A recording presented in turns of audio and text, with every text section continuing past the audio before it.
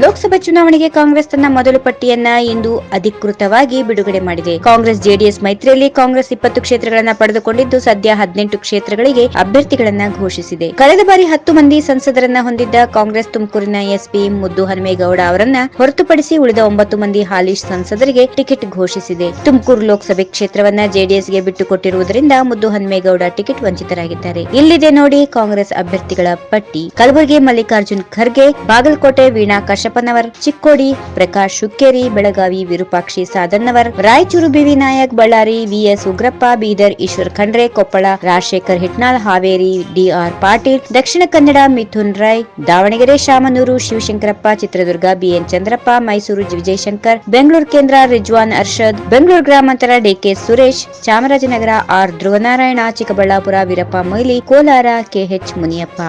ಈ ವಿಡಿಯೋ ನಿಮಗೆ ಇಷ್ಟವಾದಲ್ಲಿ ಲೈಕ್ ಮಾಡಿ, ಶೇರ್ ಮಾಡಿ, ಸಬ್ಸ್ಕ್ರೈಬ್ ಮಾಡಿ.